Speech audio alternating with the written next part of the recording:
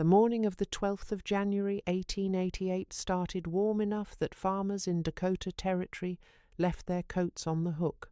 44 degrees, which is practically a thaw for January on the northern plains, and people went about their morning business without a second thought. Children walked to school without their heavy wool wraps. Some of them were laughing. By 9 in the morning, the sky above the Missouri River country turned a color nobody had a good word for. Not gray, not purple, something wrong. A wall of air from the Canadian Arctic, moving at better than 50 miles per hour, hit the Dakota line before most homesteaders had even finished their breakfast. The temperature dropped 18 degrees in 3 minutes at some stations. By the time that system reached Nebraska around 2 in the afternoon, some locations saw the mercury at -42. Fargo recorded -47. Necke, a small settlement in Dakota Territory, got to -58. The Boston Daily Advertiser ran the headline the next morning, "Midnight at noon." That was not dramatic license.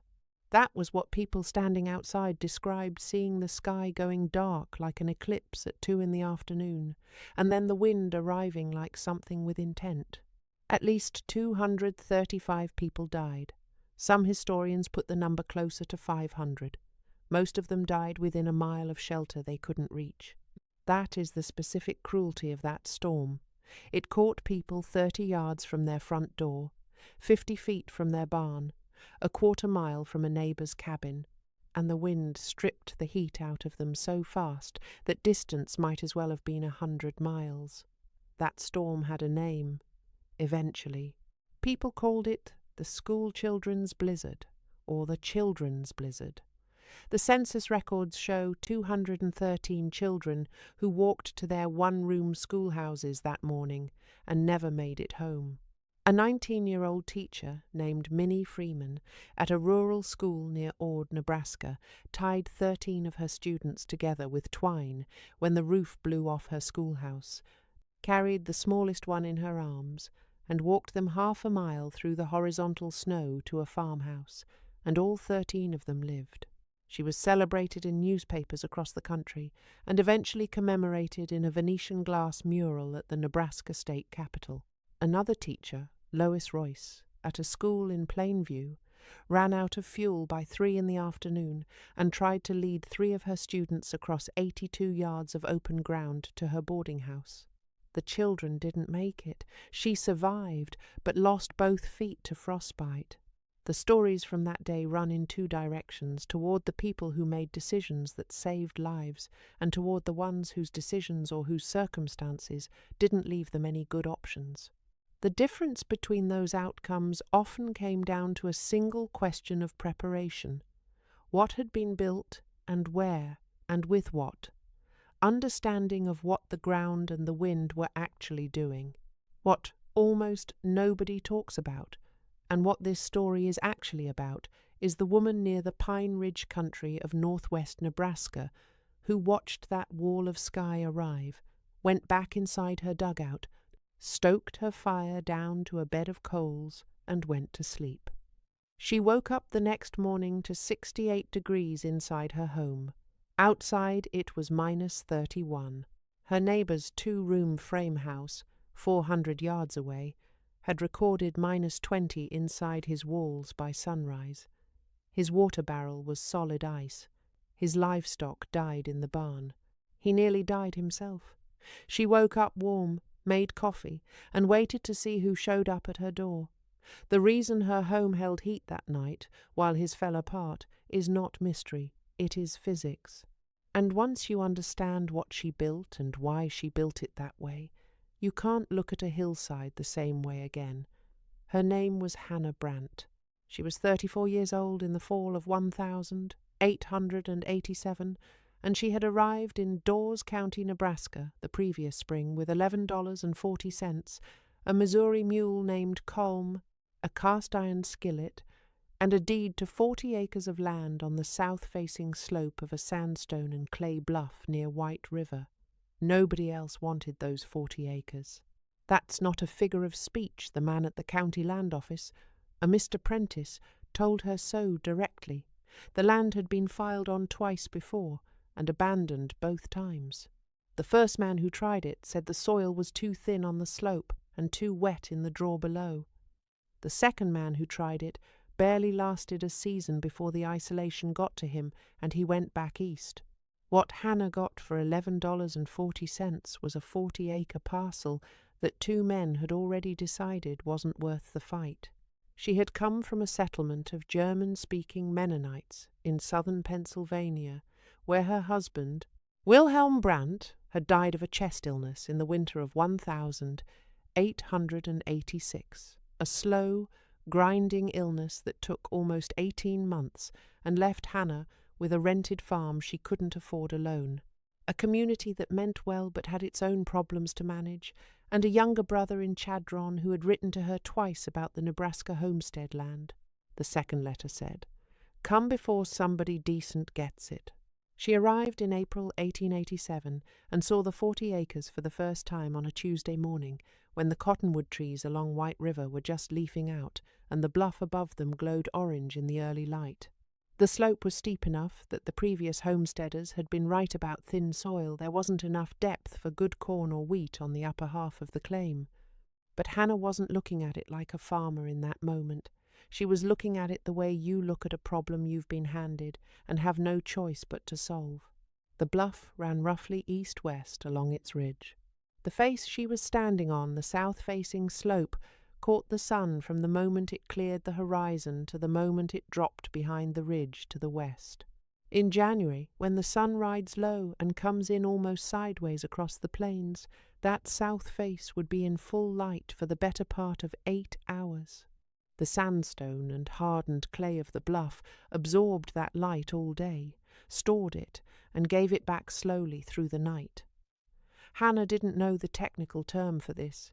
She knew it the way you know things you've observed. She had grown up in Pennsylvania, hill country, and south-facing slopes ran warmer, stayed drier, and shed snow faster than north-facing ones. Anyone who'd farmed hill country knew that. What she also knew, from watching her father dig root cellars and cool storage pits on the Pennsylvania farm, was that once you got below a certain depth, the earth stopped caring about what the weather was doing overhead. About 5 feet down, the temperature quit fluctuating. It didn't freeze in winter. It didn't bake in summer. It just sat there, steady, year-round, somewhere between 50 and 55 degrees. That number, 55 degrees, doesn't sound impressive, but it's the difference between freezing to death and not. She walked the slope for 3 days before she picked her spot. The location she chose was about 2/3 of the way up the bluff, where the south face was steepest and most sheltered from the northwest, the direction winter wind comes from on the Nebraska plains. The bluff itself ran about 40 feet high at that point, which meant that a structure pressed against its base would sit in the wind shadow of 40 feet of solid earth and stone. The calm zone behind a barrier that height runs, depending on wind speed and the exact geometry, somewhere between 300 and 500 feet downwind. Hanna's proposed building site was about 12 feet from the bluff face, not 300. She was not building in the wind shadow in the way a person stands 50 yards behind a windbreak. She was building inside it so completely that the wind barely existed where she planned to stand. The plan she had, which she sketched in pencil in the back of her prayer book, the only paper she had was not a cabin in the conventional sense. It was a dugout, carved into the south face of the bluff itself, with the bluff forming the back wall and one side, the earth forming the roof, and a sodden stone front face, with a single south-facing door and window. From down in the draw, looking up, you would eventually see only that front face, the door, the window, and above it all, rising from the slope, like the only evidence of occupation, a clay and stone chimney. That image, a chimney standing alone on a hillside with no visible house beneath it, became what the men at the Dawes County store in Crawford called it. They had names for it before she'd even broken ground. Harlan Grubb, who ran the dry goods counter and had homesteaded his own claim 8 years prior, in a proper frame house with a proper wood stove, called it the rabbit hole. a man named Otto Schreiber, who ran cattle on the land adjacent to her 40 acres and had been waiting to see if her claim would lapse so he could absorb it, called it the hole for short, and made no effort to disguise what he thought of a woman digging into a hillside when she should have been building a real structure or going back to Pennsylvania where she came from. She heard both names and said nothing back to either man. The thing about Grubb's mockery was that it wasn't entirely without logic. He had watched other women file on bad claims and fail out by the second winter, and he sold them supplies on credit that he never fully recovered when they left. From his vantage point behind the dry goods counter, the woman digging a hole in a hillside on the worst 40 acres in the county looked like a predictable story with a predictable ending. He wasn't being cruel, he was being, by his own lights, realistic. Schreiber had different motives. He had been trying to absorb the parcel adjacent to his grazing land for 2 years, and every time someone filed on it and then abandoned it, the claim went back into the public pool and he had to wait again. A woman from Pennsylvania with $11, a mule, and no obvious frontier skills was, to his calculation, the most likely next abandonment. He was patient. He had waited before. He would wait again.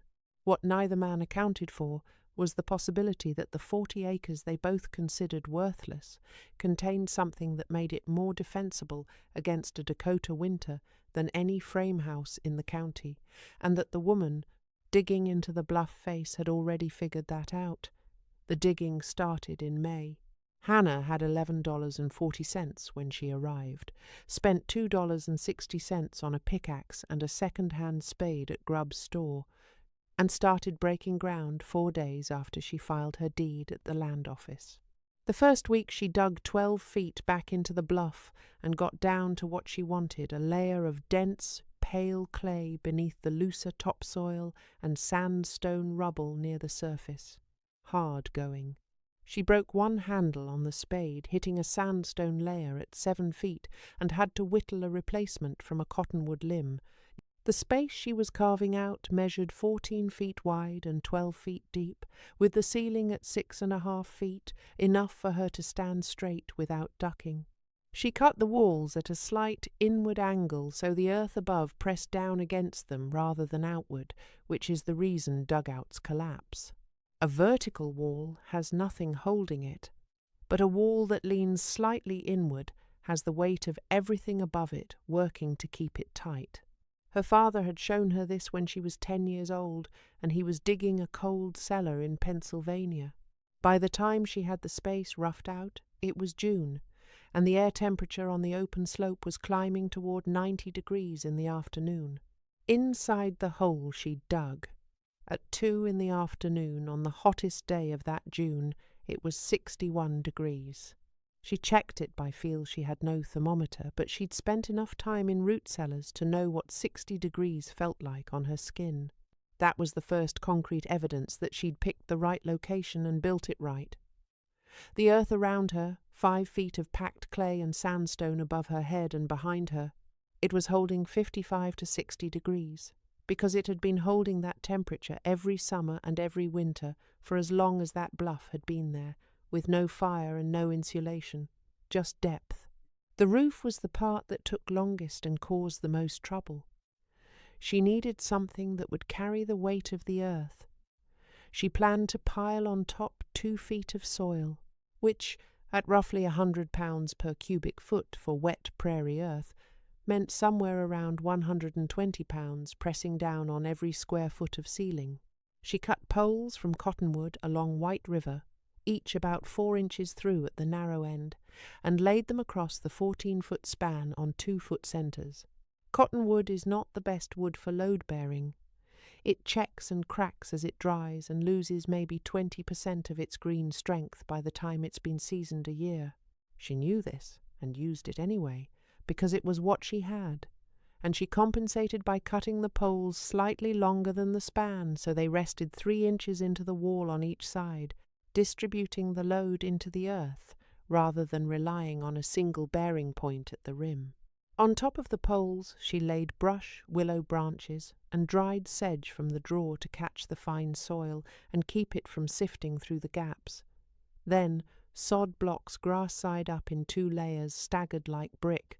Then loose earth raked from the slope above, packed down with her feet, sloped slightly toward the front face so water ran out toward the door rather than into the back of the space.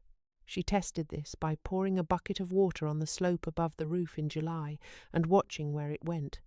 Most of it ran the right direction. Some ran the wrong way, and she built a low berm of compacted clay at the back edge of the roof to redirect the remainder.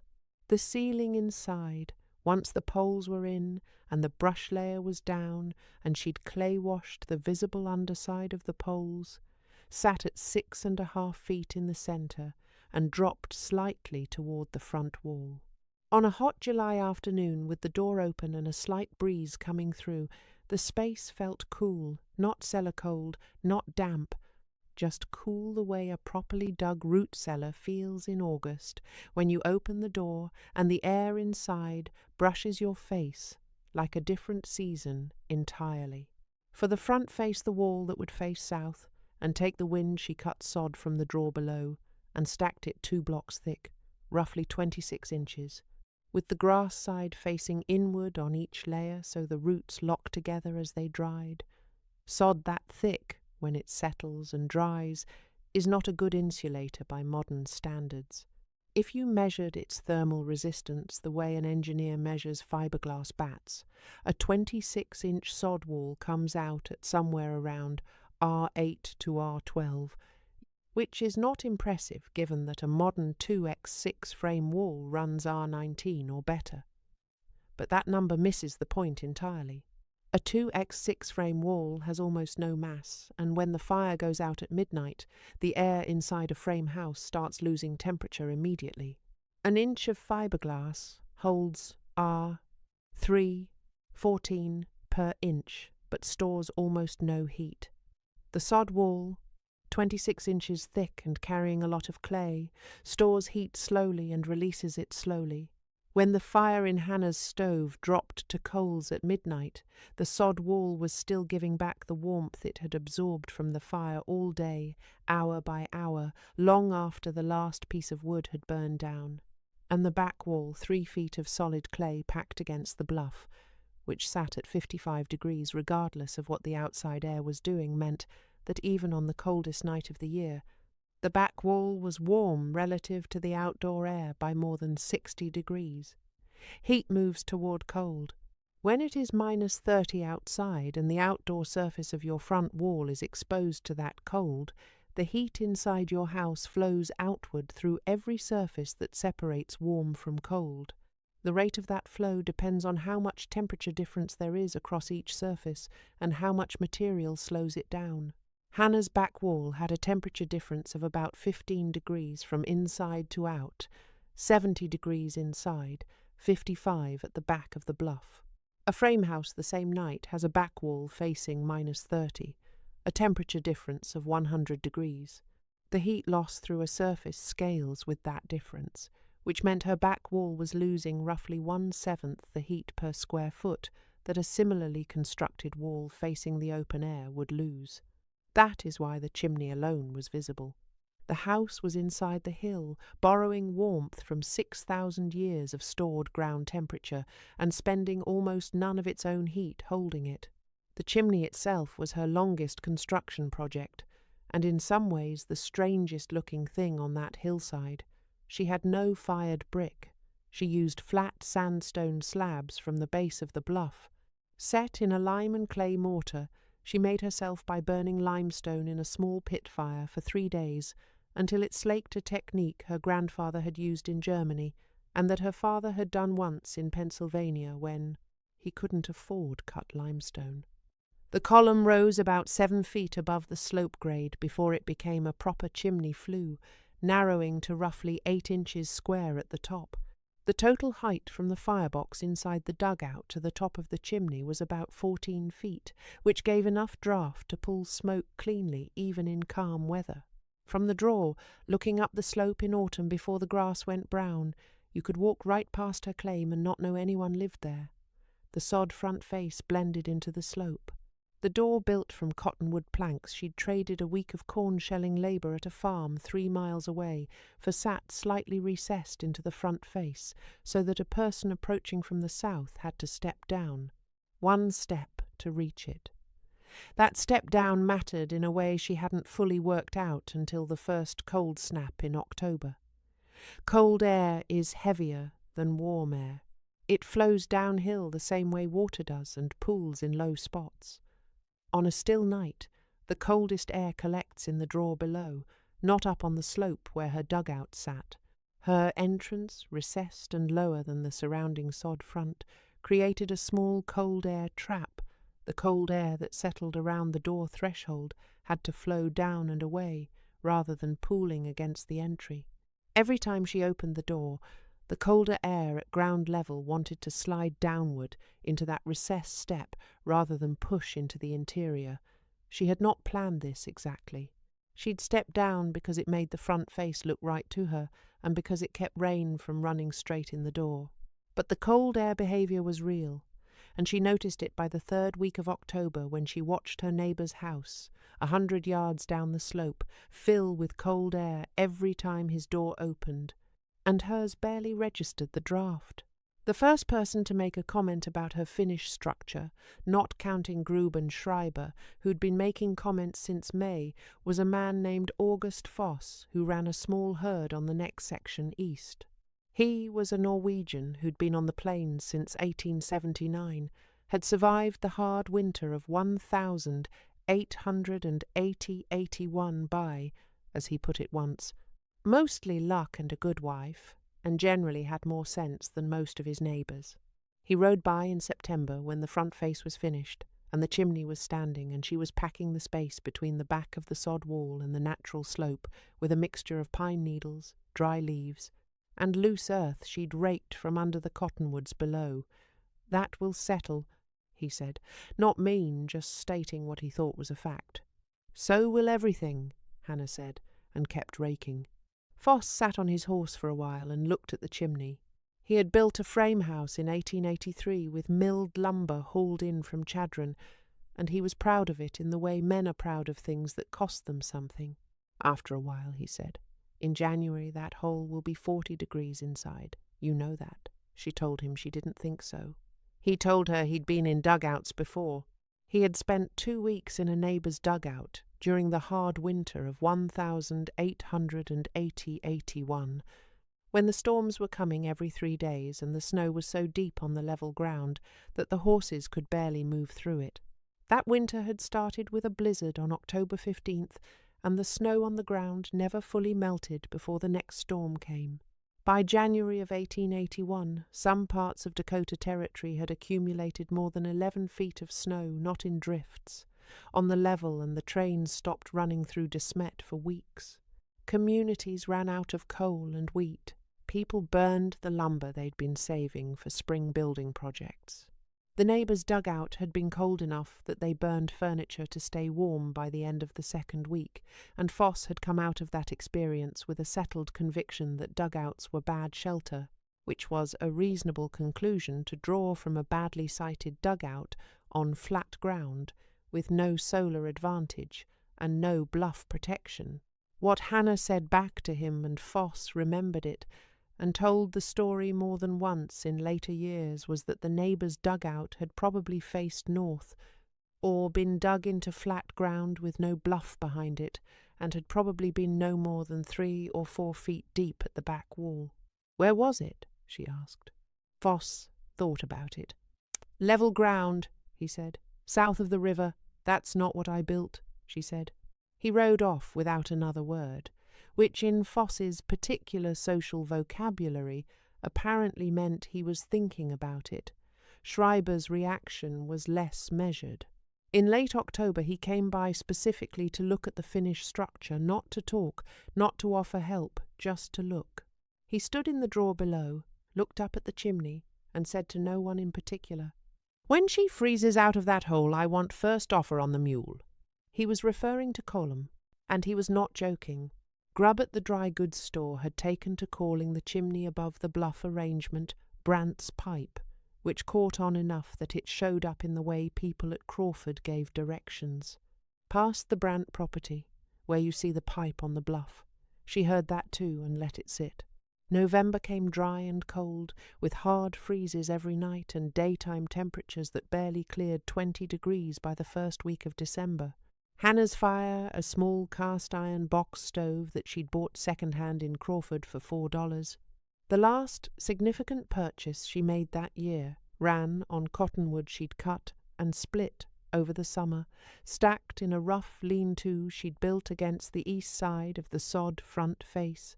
She had cut and split maybe 4 cords, which would have lasted a frame house the size she'd described the interior to Grube as 14 by 12 feet, somewhere between 6 and 8 weeks in a hard winter.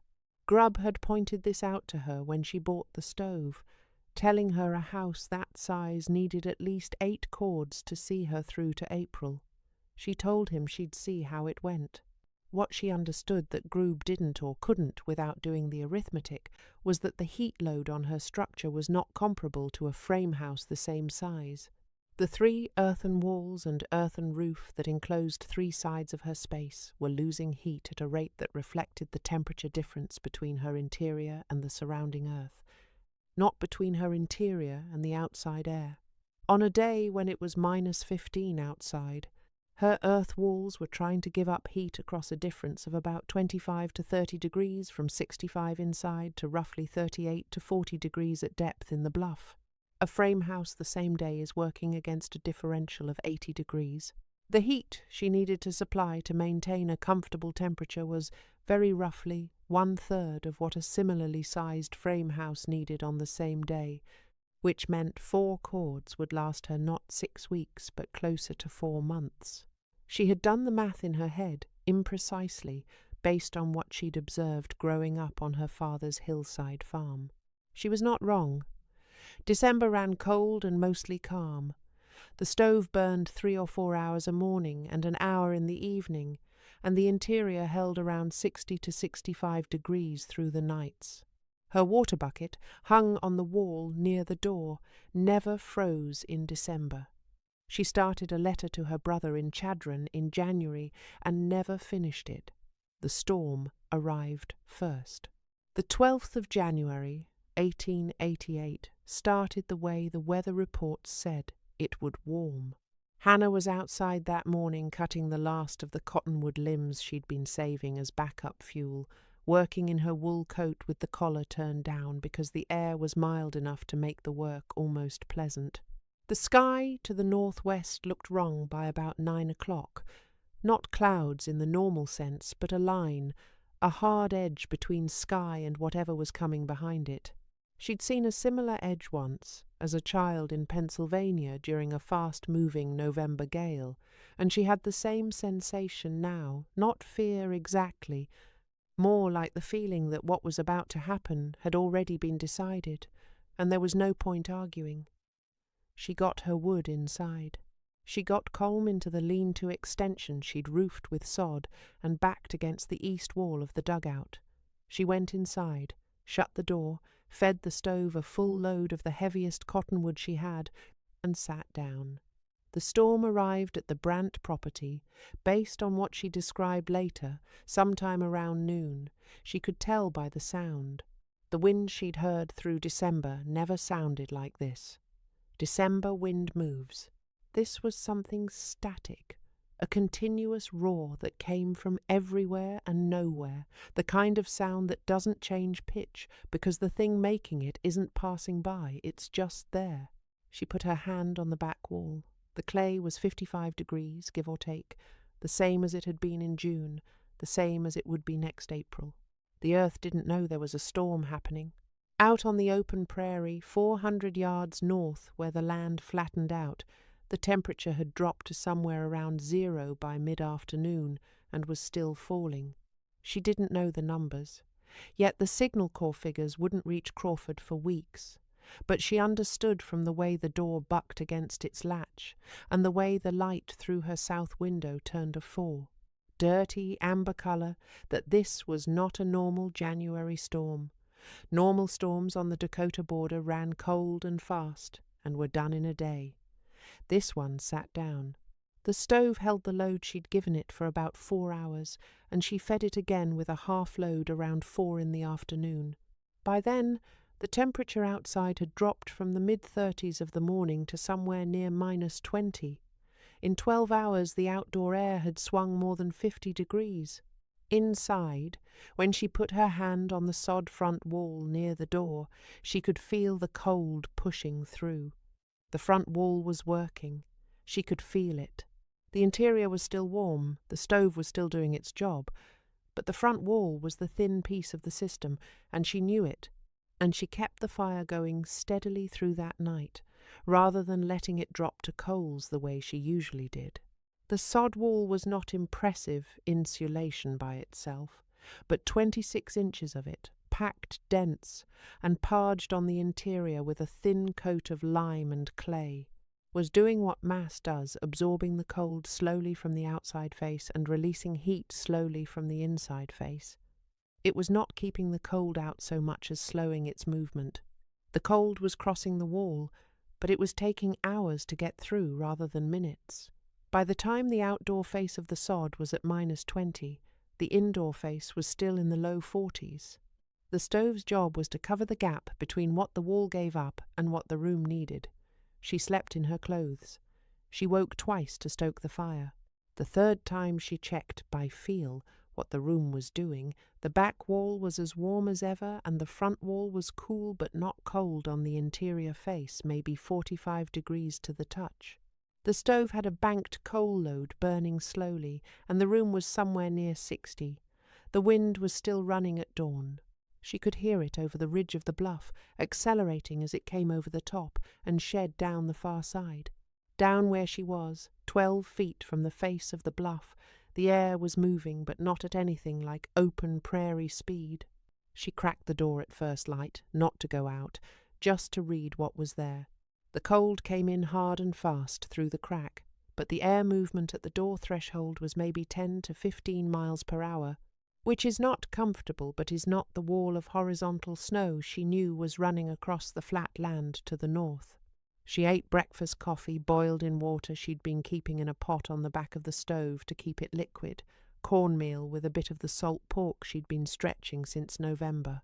She estimated the interior temperature at somewhere above 60 degrees. The stove was running at maybe a quarter effort, and she was using wood at less than half the rate she'd budgeted for a bad night. Foss arrived at her door at mid-morning of the second day. He'd come on foot, his horse had refused to go out, and had walked through snow that was drifting to his waist in places and his chest in others, roughly a quarter mile from his house to hers.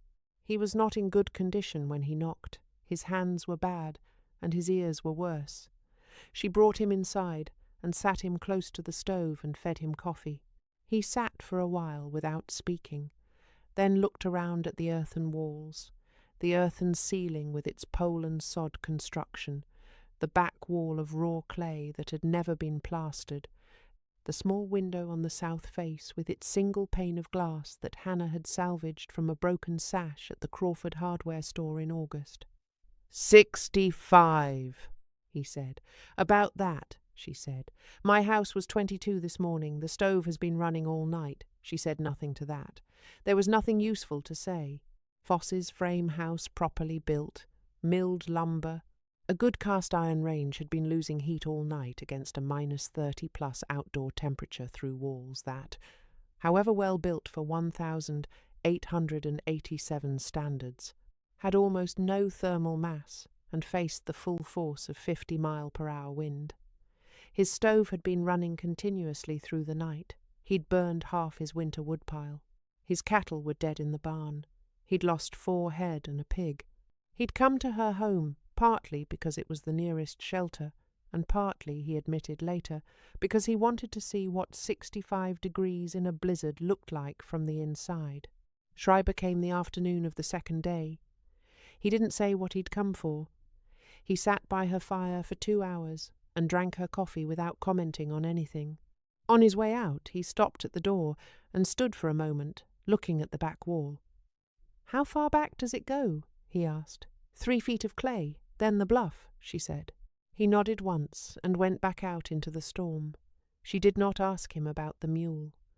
The storm broke on January 15th, 3 days and 2 nights sustained.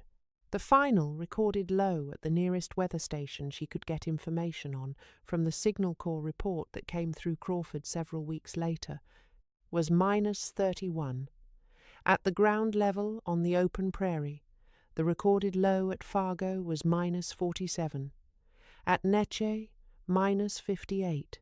In the weeks and months after the storm, the children's blizzard, as people would eventually call it, though adults died too, and in great numbers, the county had the usual accounting of losses.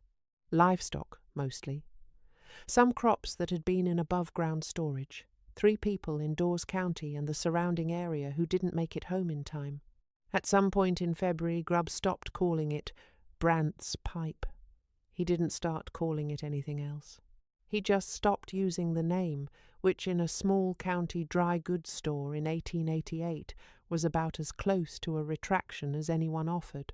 Foss rebuilt his barn with a different orientation the following spring, angling the back wall of the structure toward the bluff that ran along the north side of his property, so that the earth broke the wind before it hit the barn. He didn't credit Hanna directly when he talked about why he'd changed the design. He said he'd thought about the geometry. Schreiber never made an offer on the mule. What Hanna Brandt built in the summer and fall of 1887 had a name, and many variations of it had existed for a long time before she dug her particular version into that Nebraska bluff. The technical term, which nobody on the Nebraska plains would have used in 1887, is earth-sheltered construction. The specific variant she built, where the structure is recessed into a slope rather than freestanding, using the hillside as 3 of its 6 surfaces, is called a bermed structure or a hill-cut shelter, and the science behind it is the same science that explains why wine cellars stay cool in summer, why root cellars don't freeze in winter, and why the temperature at the bottom of a well in January is always warmer than you expect. The ground at depth is not cold. That's the thing most people carry wrong in their heads. The assumption is that the earth in winter is frozen solid, which is true at the surface and becomes less true the deeper you go. The frost line on the Nebraska and Dakota plains runs between 3 and 5 feet in a normal winter, meaning the ground from the surface down to about 4 feet will freeze hard. Below that, the temperature stabilizes. The USDA and state geological surveys have documented ground temperatures at 6 feet in Nebraska and Dakota Territory, consistently holding between 50 and 55 degrees year-round. The physics behind this is the accumulated solar energy stored in the earth from the previous summer and the slow, constant upward bleed of geothermal heat from below. The earth at 6 feet depth is not warming or cooling on an annual basis. It's at equilibrium, representing the average annual air temperature of that region, which in the northern Great Plains runs somewhere between 45 and 55 degrees. A structure that puts the bulk of its surface in contact with Earth at 55 degrees, instead of air at -30, is not fighting the same battle as a freestanding building. The math is straightforward. If you need to maintain 70 degrees inside and your walls are touching 55-degree earth on 3 sides, the temperature difference you're fighting is 15 degrees on those surfaces. If your walls are touching -30 air, the difference is 100 degrees, and you need roughly 6 to 7 times more heat energy to hold the same indoor temperature against the open air as you need against the earth. That gap is the difference between burning 3 cords of wood through a Dakota winter and burning 20. The south-facing slope gave her something beyond the earth temperature. A south-facing vertical surface in the northern Great Plains in January, on a clear day, receives more direct solar radiation than the same surface in summer, because the low winter sun strikes a vertical south face, almost at right angles, while the high summer sun glances off it nearly parallel. The ASHRAE standards put the total clear sky solar radiation on a south-facing vertical surface at 40 degrees north latitude in January at 1,000 726 British thermal units per square foot per day. On the bluff behind Hanna's dugout, several thousand square feet of sandstone and clay were absorbing that radiation all day and storing it at 0.21 British thermal units per pound per degree Fahrenheit in a mass so large that it couldn't cool down completely.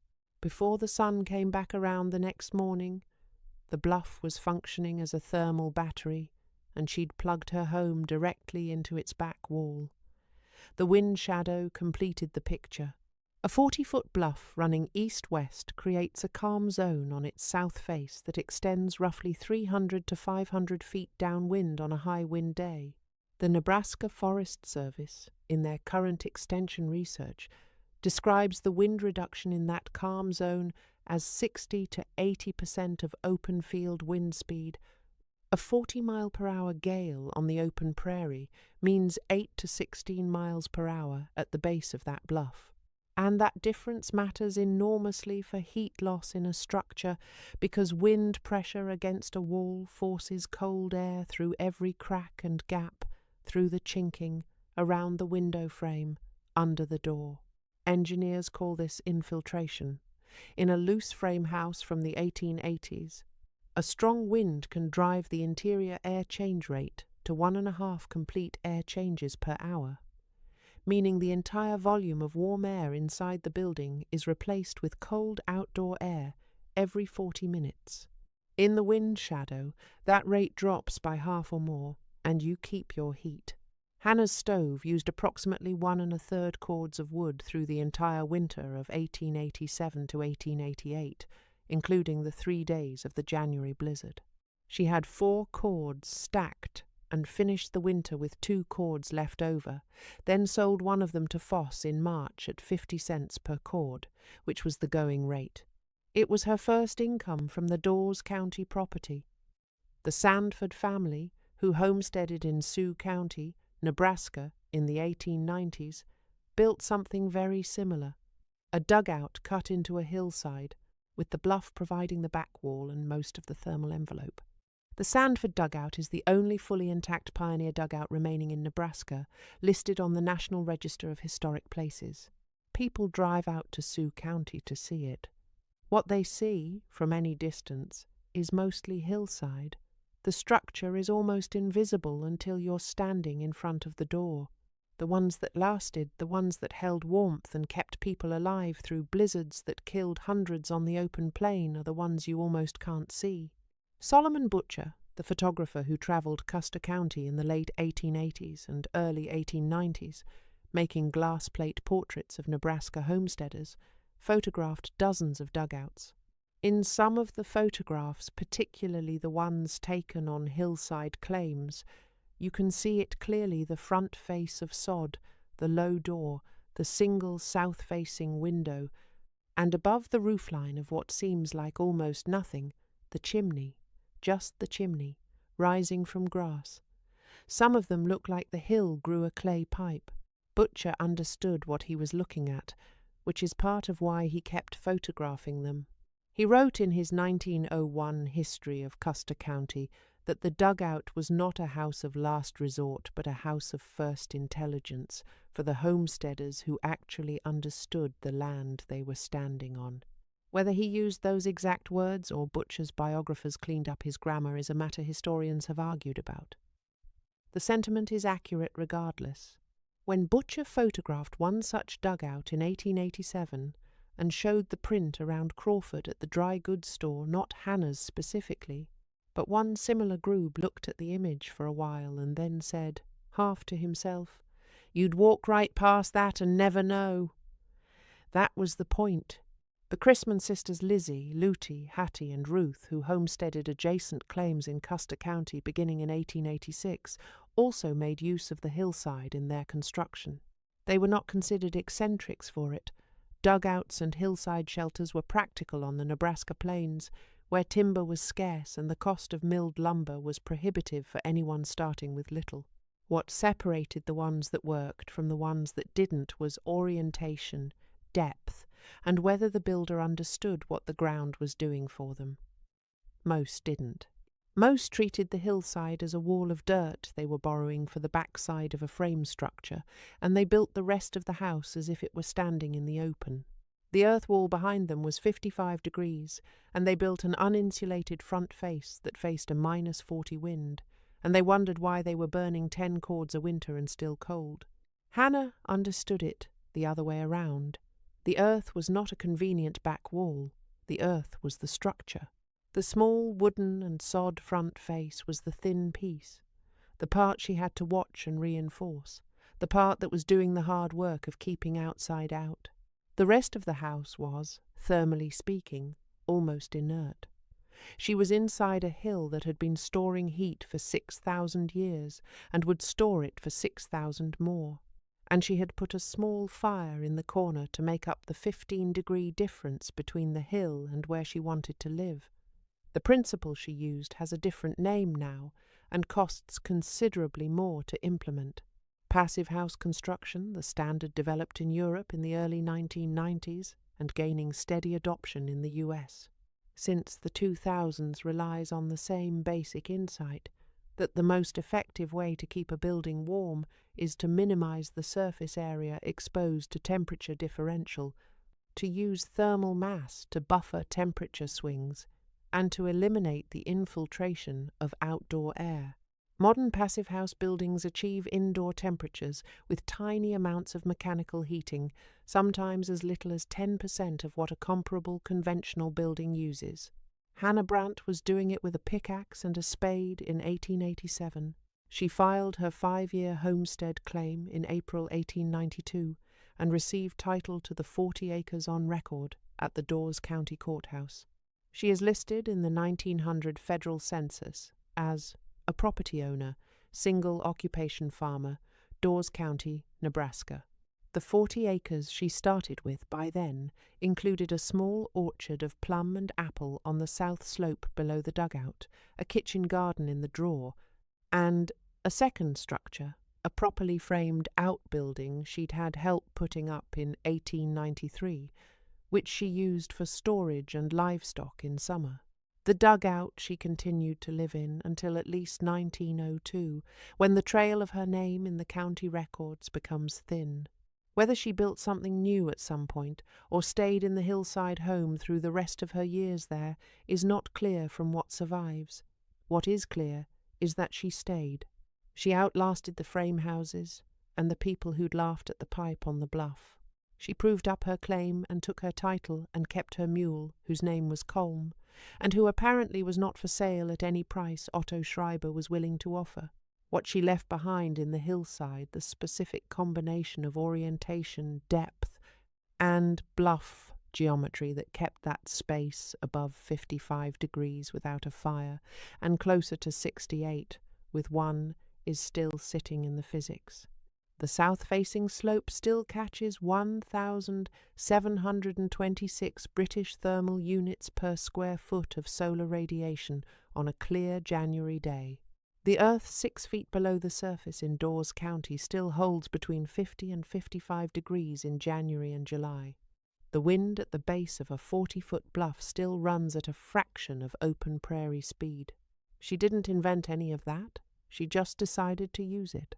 The physics doesn't care whether you're a 34-year-old widow from Pennsylvania with $11 to her name or a modern architect with a full engineering team behind her.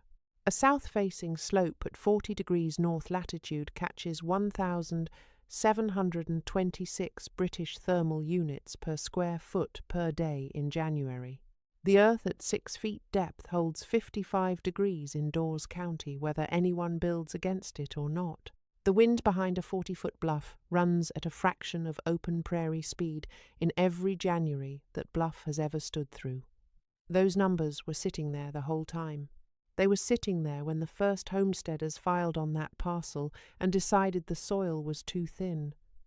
They were sitting there when Schreiber was waiting for Hanna to fail. They were sitting there when Gruber was counting his cords.